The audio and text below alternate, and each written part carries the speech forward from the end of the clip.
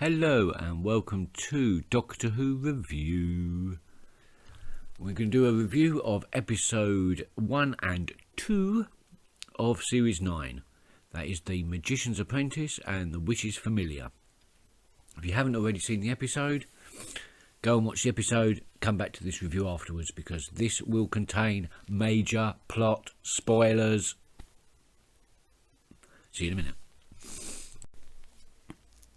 Expectations always run high for the beginning of a new series of Doctor Who. And this year was no exception. And wow, was that a shock. So, we start off in the middle of a battlefield. And it soon becomes apparent that this is no ordinary battle. I first thought it was World War One, with the biplane and the uniforms. But no, we see laser beams, we see bows and arrows. It soon becomes apparent that it's a war of attrition, a war that's been going on for thousands of years. And I thought, where have I seen that before?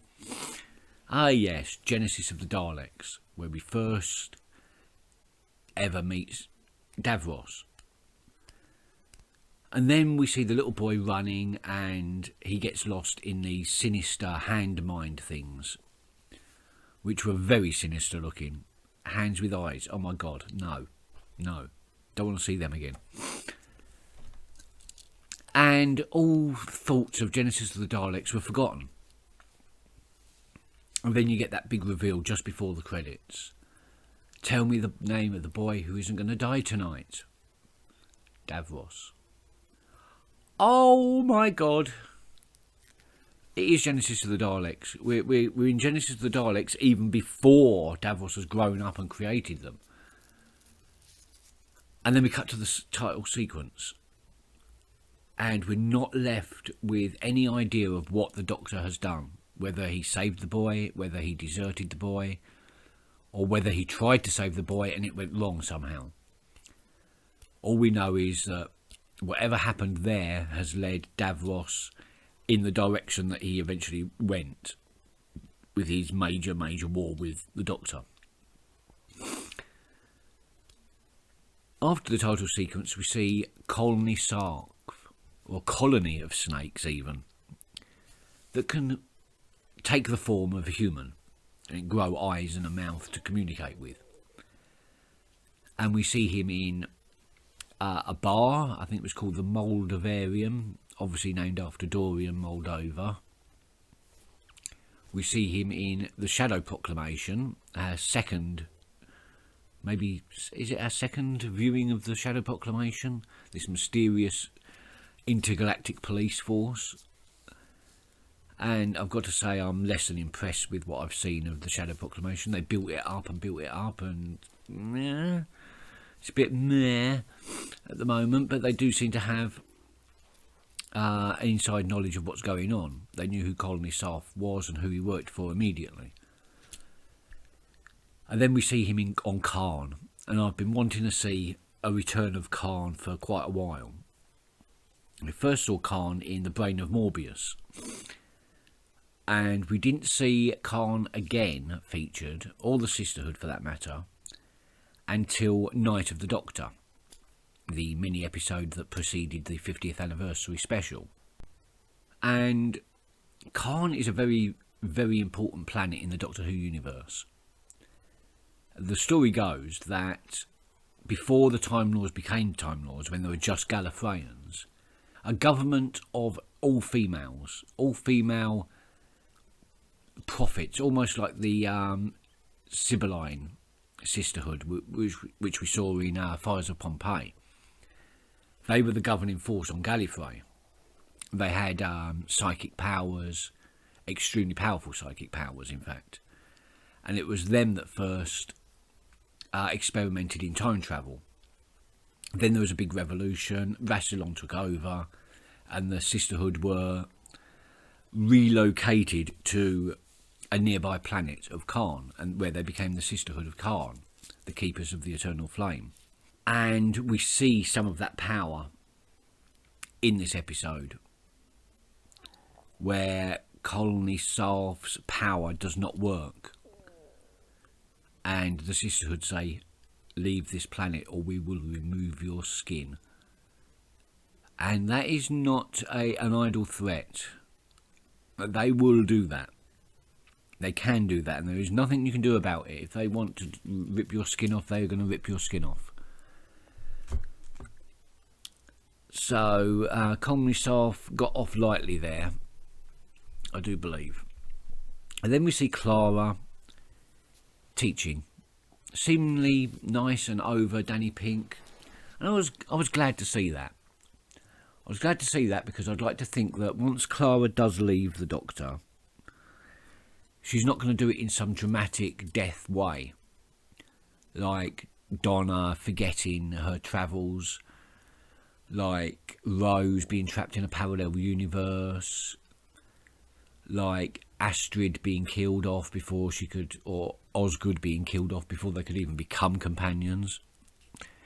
I'd like to see a companion just leave. Not leave because, their family were tortured and they've got to heal them. They've got to be there for them. Just leave because they're bored. And I think Clara should get that opportunity. And then we have the return of Missy. Oh, yes, that was funny. Whenever Missy comes onto the scene, there's always that dry humour that Michelle Gomez brings to the role. And her, I'm going to need 8 snipers. And once Clara meets her, and have you turned good? And she shoots that guy and says, no, I've not turned good. I thought that was absolutely hilarious, just winding Clara up all the time. Then we have the very silly moment where the Doctor's having a party, and it's become a bit of a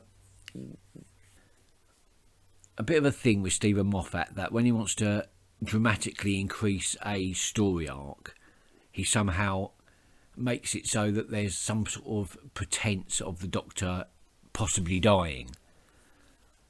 We've seen it in the 10th Doctor with the knock 4 times. We saw it in the 11th Doctor with the Impossible Astronaut. He even had a 200-year good going away party. And we saw it again with the whole Trenzalore thing and the Great Intelligence. So another the Doctor's dying story arc didn't really impress me. But the story that developed because of that was good. I just think they could have come up with a different way of telling the story.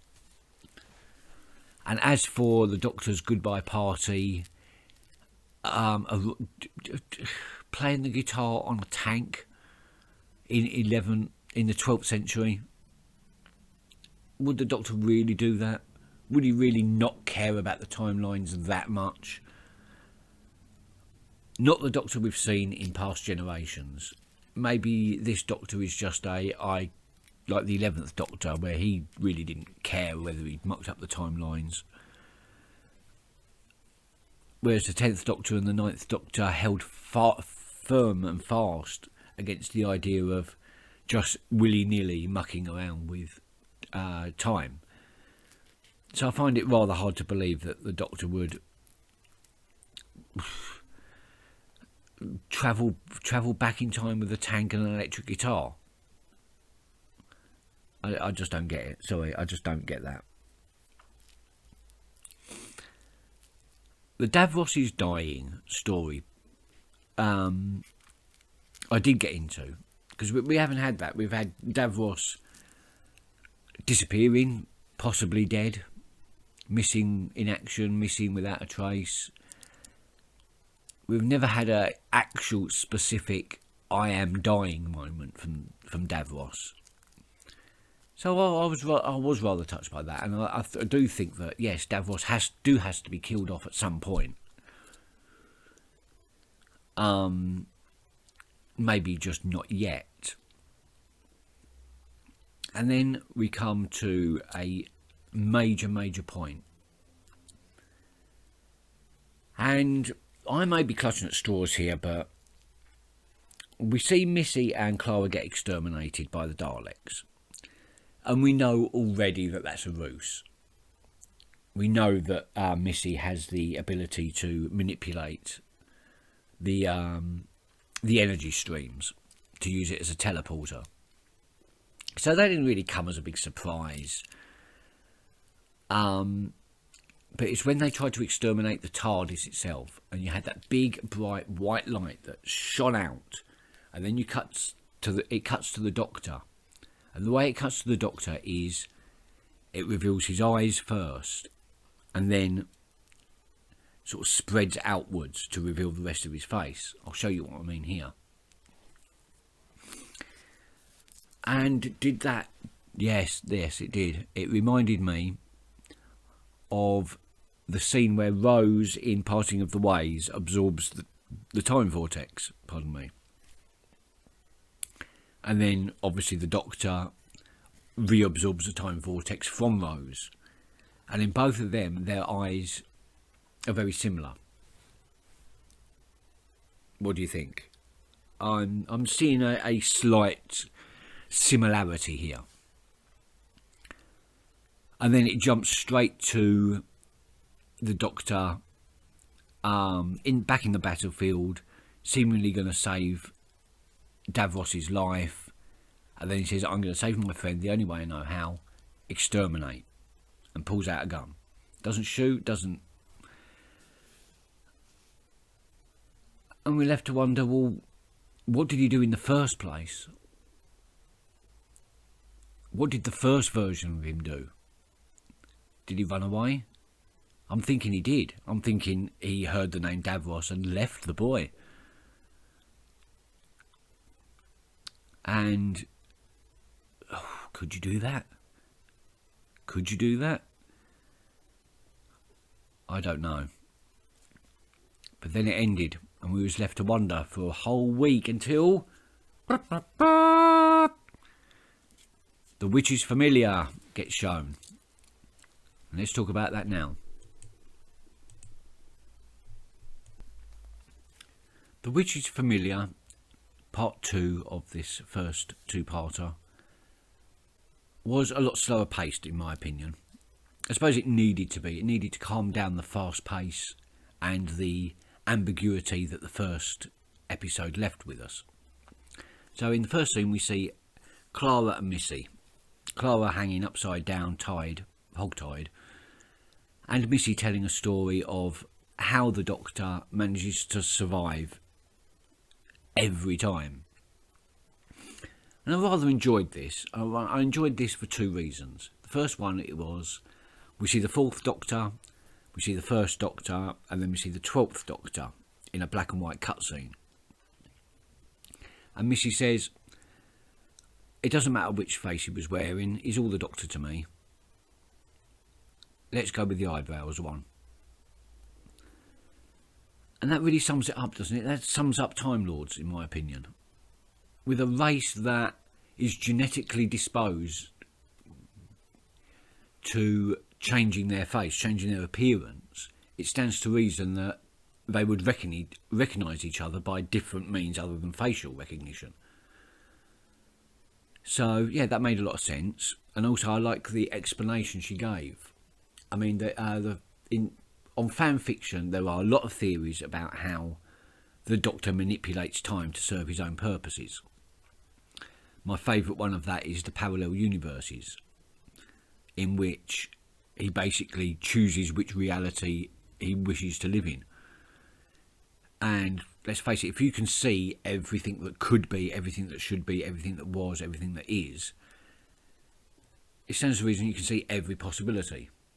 And you'll be able to see that reality in which you survive. It only has to be one.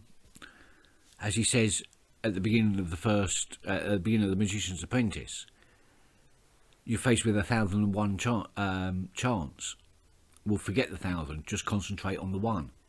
Concentrate on that one reality where you do survive and make that real for you. Missy didn't go into that much detail. Maybe we'll get some sort of a re-explanation of that. Maybe they'll go into a bit more detail in later episodes. I don't see it happening myself, but I would like it.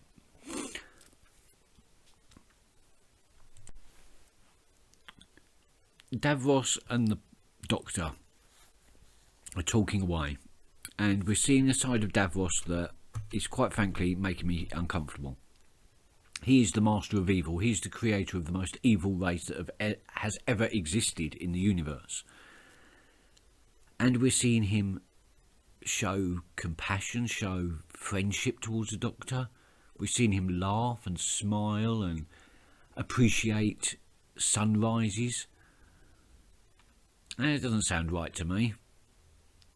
And it, quite frankly, made me squirm a little bit. Now, I enjoyed the banter, for sure. I just didn't enjoy the humanity of it. Not with Davros. It's like seeing a Dalek make a cake. It's just wrong. It just seems wrong.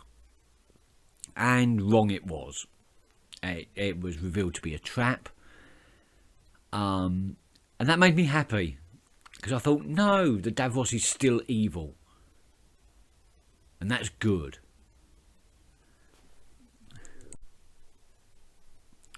And also we see how evil Missy still is.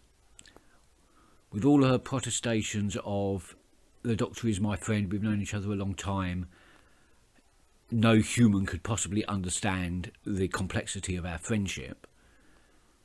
Missy is still an evil, evil person. And we see that when she encases Clara inside a Dalek shell. I am not entirely sure why she needed to do that. If it was subterfuge, it didn't really work because Missy was walking around as if she owned the place. So trapping Clara into a Dalek shell did not seem like any reason to do that apart from Missy's plan of betraying her at the end. We see the defeat of Davros. Was he defeated? He regenerated. If not regenerated, then revitalised through his trap. I mean, the Doctor fell for it hook, line and sinker and was played like a second-hand fiddle. He was willing to give up at least a modicum of regeneration energy to save Davros. And at the end, I think Missy saved the Doctor. I think saving the Doctor in this case was a secondary thing. I think a main thing was how many times do I say thing? I think a main point was to stop Davros from regenerating, stop the regeneration process, and minimise the damage. And I think the fact that it happened to save the Doctor's life at the same time was circumstantial.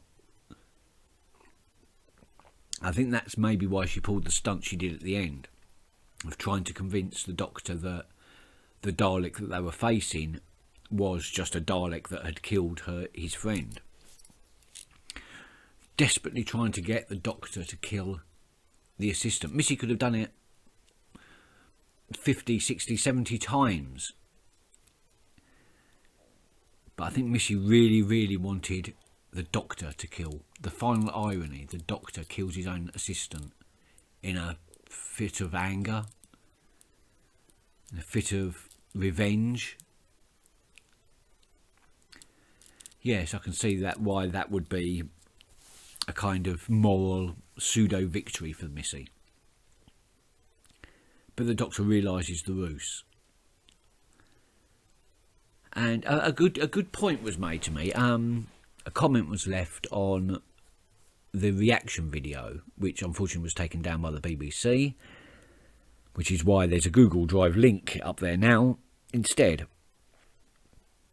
But don't worry, that will be back. And the comment was this: maybe all Daleks are trying to break away from their initial genetic makeup. Maybe all Daleks are trying to show mercy, but the translation matrix just doesn't allow them to. They try to say, I'm your friend, I want to help, but all it comes out is exterminate, exterminate, I hate you, you are my enemy. So maybe the Daleks are a bit misunderstood. We'll wait and see. And I know a lot of fans do not want to see the Daleks change from their evil personas. I know Stephen Moffat is desperately trying to imprint his own version of classic Who monsters.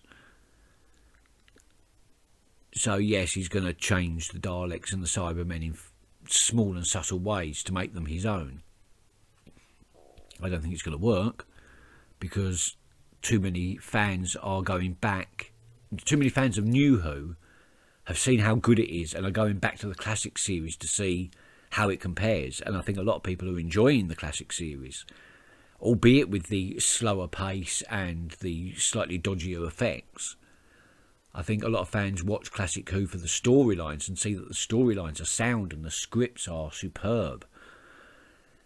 And they're going to encounter the Daleks and the Cybermen and these Classic Who monsters that are Classic Who monsters at the time. And they're going to come back to these new episodes and think, well, what the hell have you done? The same as us old fans are thinking, where the hell are you doing to the Daleks? What the hell are you doing to Davros? Making him laugh and smile and things. We'll wait and see how other Classic Who monsters develop as they're introduced into these new series. But I like to think that Stephen Moffat will continue in the tradition of past storylines and keep the continuity good, because there is too much ambiguity in Doctor Who. For something that's been going for 52 years, has spawned, from the TV series, has spawned audio series, books, plays, fan art, fan fiction, and there are a lot of inconsistencies, a lot of paradoxes, and a lot of unanswered questions. And I'd like to see Stephen Moffat tackle some of these big issues, but I'll reveal more of that in a future video, which for the time being I will probably call something like What I'd Like to See in the Future of Doctor Who, where I'll discuss all the little inconsistencies and paradoxes that I'd like to see resolved. But until then, we have another Doctor Who on Saturday. I will try and put a reaction up. If it's not blocked by the BBC, all good. If it is blocked by the BBC, I will put a link up for a Google Drive viewing and hope that that suffices. In the meantime, keep well and I'll see you soon. Bye bye.